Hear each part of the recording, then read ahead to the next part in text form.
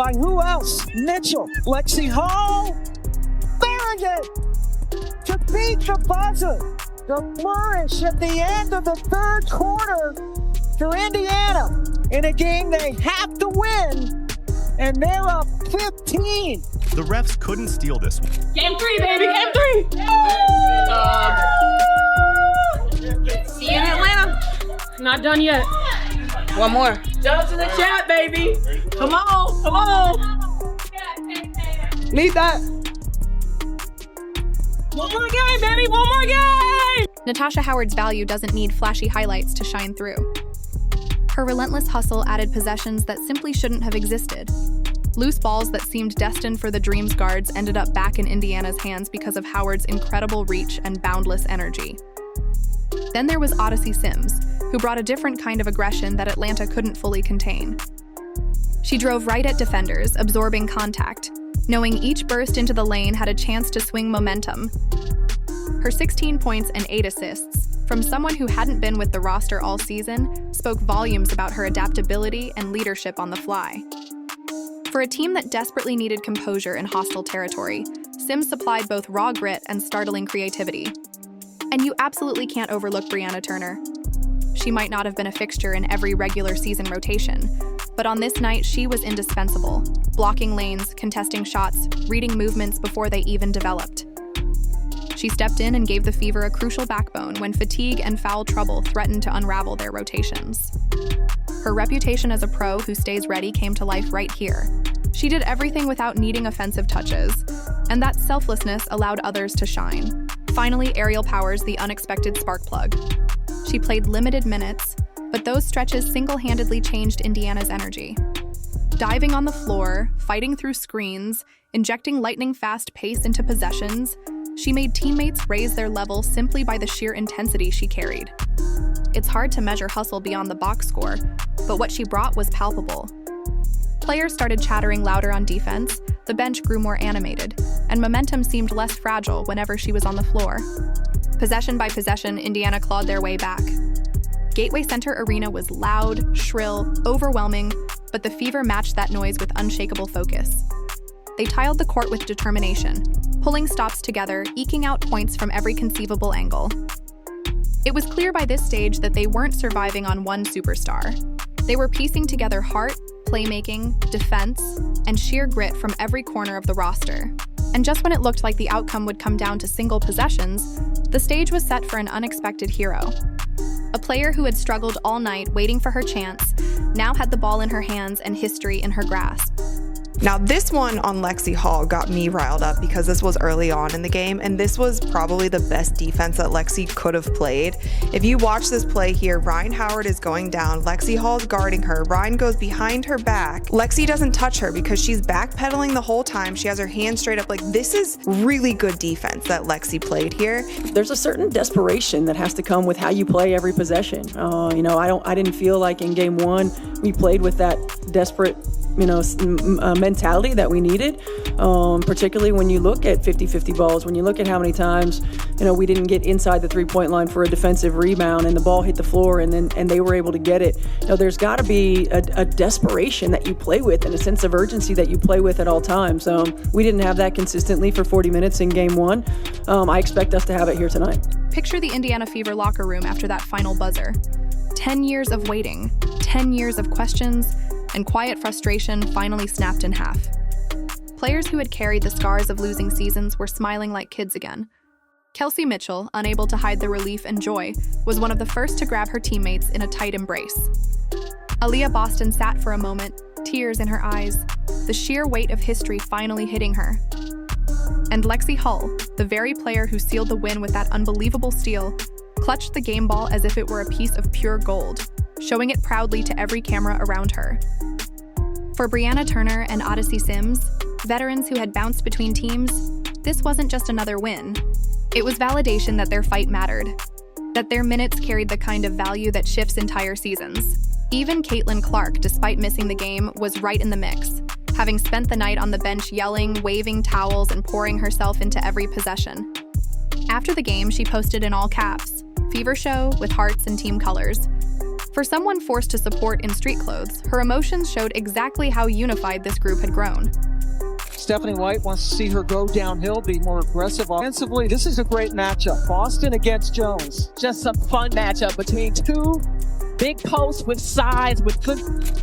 This is the other Howler, Natasha, for Indiana. Powers with the board, goes up, tough one, and got it! Great job! That was a masterclass on the defensive end of the game. Hell yeah, ladies. Hell yeah. It really was. It really was. I mean, I'm so proud of you. Stepped up to the challenge, back against the wall, and our back is against the wall every fucking game. But y'all, look, I'm proud of you. We ain't finished though, right? We ain't finished. KK, way to be ready. The second half of your aggressiveness, it was a difference maker. What it opens up with the gravity that you create is huge for us. You gotta stay aggressive. Hell yeah!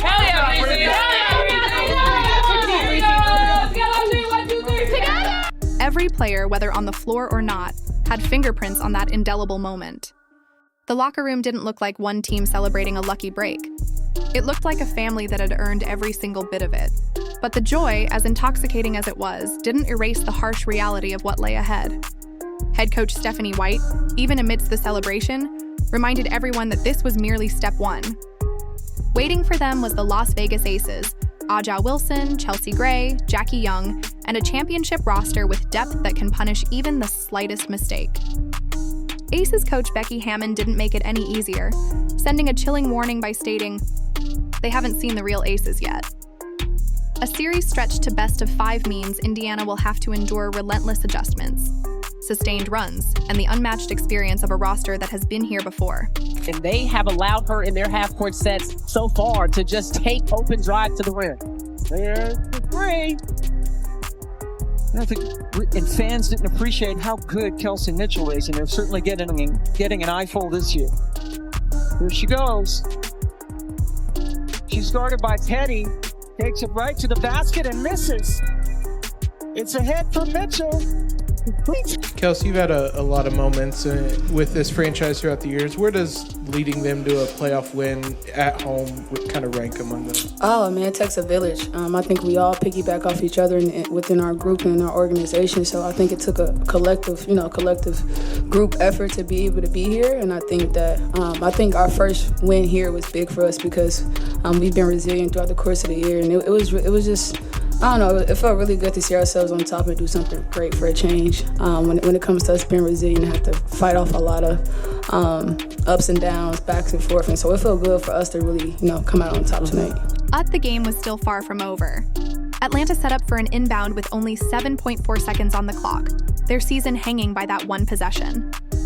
One clean pass, one good look, and the Dream could steal everything Indiana had worked for. Everyone in the building expected the ball to land safely in Atlanta's hands. And then, in a split second, Lexie Hull read it differently. Watching her defender's eyes, anticipating the exact angle, she lunged forward with zero hesitation. She snatched the ball clean out of the air for a game-saving steal that ignited pure pandemonium. That single, improbable play changed everything. The Fever weren't just hoping to survive anymore. They were headed to the WNBA Semifinals for the first time since 2015. Odyssey Sims added the final touch by sinking a free throw, but Hull's steal was the moment fans will never forget. What had looked like a wasted night shooting became the defining play of the entire series. It spoke to a bigger theme that had surrounded this entire Indiana team all year. No excuses, no matter the struggle. You may not score, you may fight through frustration, but when your team needs you, you deliver. That's what Hull did. And that's why her play will forever be tied to ending a decade-long drought. From that impossible steal to the explosion of celebration that followed, everything flipped. Indiana was finally gloriously back. Both teams around that 40% mark. They didn't hit that in game one, and that's a good way to go for Natasha Howell. Gray goes down. What is she? Good patience by Howard. Mitchell bounce pass, Natasha Howard, and it rolls in. Howard has had great activity tonight. Stephanie White wants to see her go downhill, be more aggressive offensively. This is a great matchup. Boston against Jones. Just a fun matchup between two Big post with size, with good anything.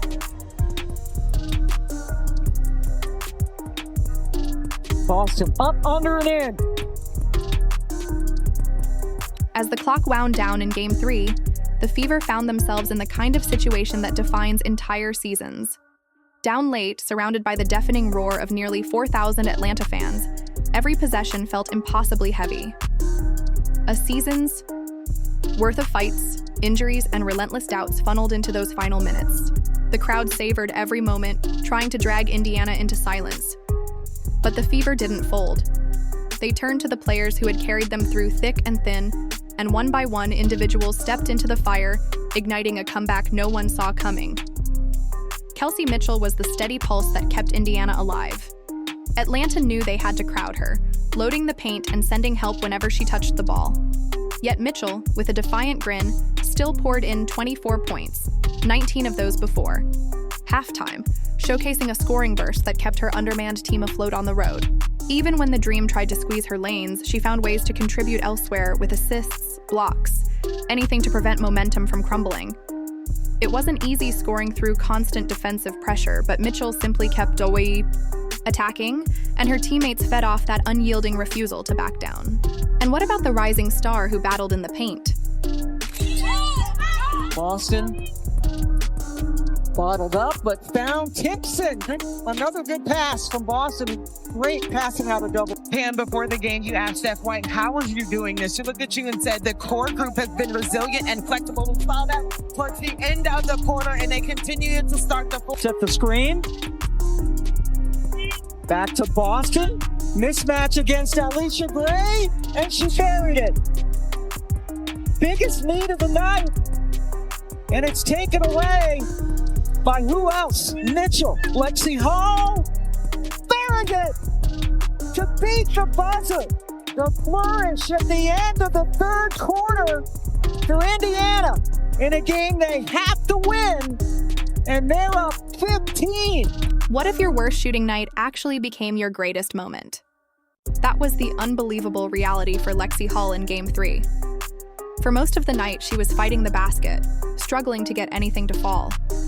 Open looks wouldn't drop, jumpers rimmed out, and every miss seemed to stack on the next, piling on frustration that she fought hard to hide.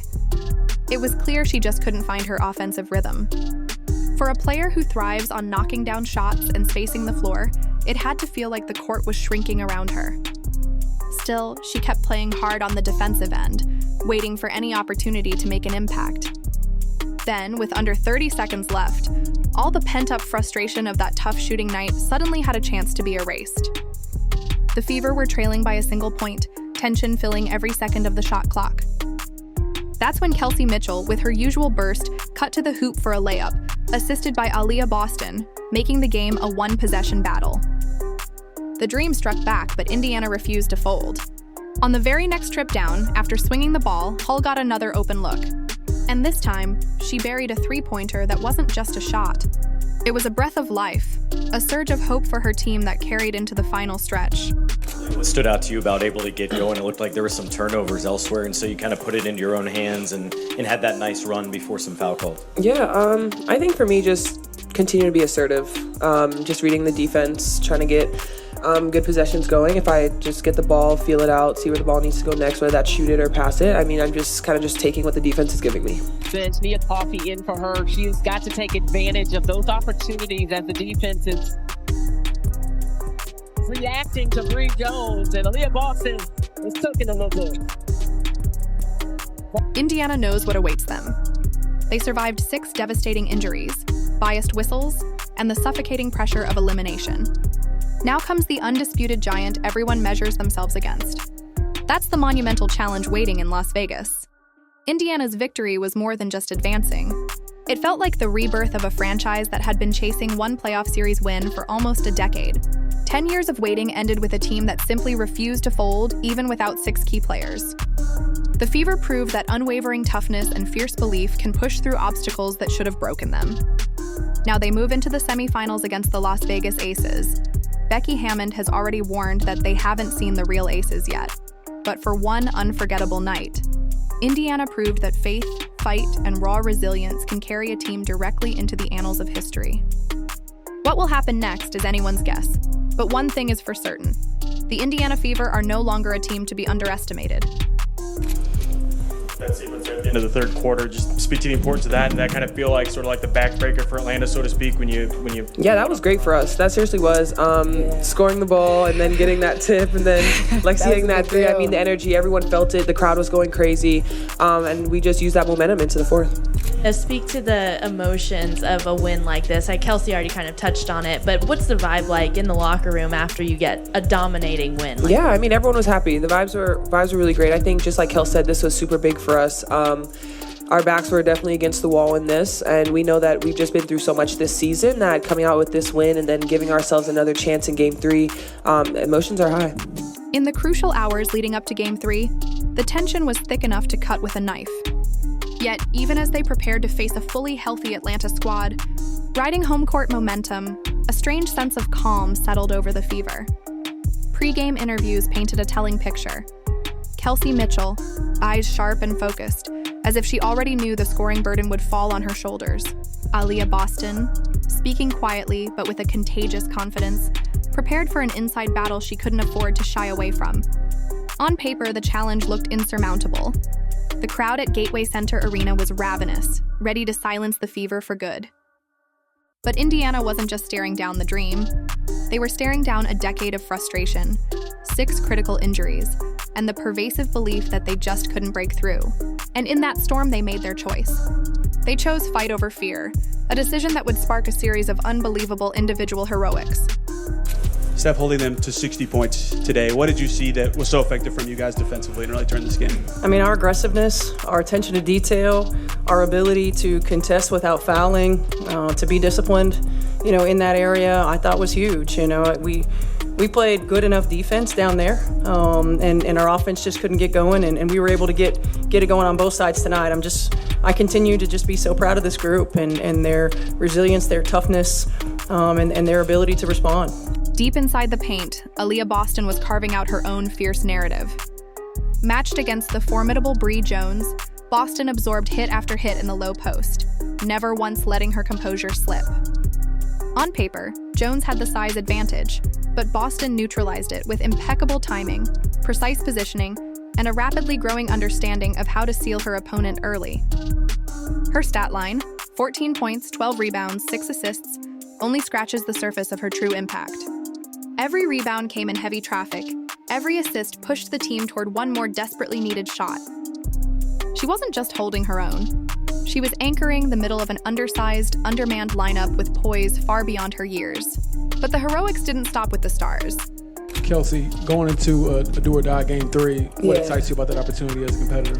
I think it will be a really good challenge for us. I think, obviously we want to win a game and they want to win a game, so I think somebody has to lose and somebody has to win, obviously. But I think that we take tonight for what it is and start mentally preparing once it hit 12 o'clock and being able to go into what's important for Thursday. So, like I said, it's a big opportunity tonight, but you gotta let it be the moment and let it kind of fuel you for Thursday, but you gotta move on. What made this do-or-die moment even more unbelievable was the sheer state of their roster. Imagine stepping onto the court for a win-or-go-home playoff game with your star players. Caitlin Clark, Sophie Cunningham, Sydney Colson, all sidelined. Add Chloe BBY, Ari McDonald, and Dearest Dantis to that list, and you have an enormous chunk of experience and raw scoring power brutally stripped away. Suddenly, this wasn't just a playoff night. It was a desperate plea for survival. A group of resilient athletes forced to stretch every ounce of talent and chemistry just to stand a chance. No one outside that locker room dared to put money on them. That vacuum of expectation, that complete dismissal, became their most potent weapon. They had no choice but to fight. But what fueled their fire went even deeper than injuries. For nearly 10 agonizing years, the Indiana Fever had known only the bitter taste of a playoff series drought. It wasn't just a statistic. It was a heavy burden on every player who donned the jersey, a constant whisper in the ears of a loyal fan base. Picture it. The last time the Fever advanced this deep, a legend like Tamika Catching still commanded the court, and the league itself felt like a different world. That was 2015, a distant memory that only amplified the gnawing hunger for a breakthrough. Fast forward to now, and Game 3 wasn't just another contest. It was history itself, testing their resolve, demanding to know if this team could finally rewrite its own painful narrative. But that wasn't even the most insane part of their uphill battle. Steph, for Game 3, how much does a win like this give you guys confidence that you can close out the series in a tough situation on the road? Yeah, I mean, I think that this is a group that's confidence has really never wavered. You know, we've been in every kind of situation you can imagine, and we've been able to find ways to put ourselves in position to win, and this will be no different. Obviously, it's going to be on the opponent's home floor, but, you know, it doesn't matter. I think for us, our if we maintain our attention to detail, if we continue the defensive effort that we had tonight, and we shoot with confidence, you know, we give ourselves a chance, and this group is continued to show their heart, their character, night in and night out. A decade of dreams, a relentless pursuit of glory, and a fan base yearning for triumph. The Indiana Fever weren't just playing another basketball game. They were battling ghosts of seasons past, the crushing weight of expectation, and the brutal reality of an injury-riddled roster. Yet, in one electrifying moment, with seconds ticking down and their season hanging by a thread, they didn't just win, they detonated a victory that echoed through the league, shaking off nearly 10 years of playoff heartache. What truly happened when this underdog squad, decimated and doubted, delivered an unforgettable, gut-wrenching upset that left everyone speechless? The full, shocking story is far more complex than just a stat sheet could ever reveal. Remember how Game 1 unfolded? It was a parade of phantom whistles, momentum-killing calls that seemed to appear out of thin air, and a technical foul slapped on their coach that sent shockwaves through the building. The frustration was palpable, even glaringly obvious through television screens. Those players didn't just forget. They carried that bitterness, that profound sense of being robbed, and forged it into an unshakable resolve. This wasn't just about winning a game. It was about reclaiming their name, about restoring honor after being denied a fair shot just nights before. The stage was set, not just for a basketball game, but for an act of defiance.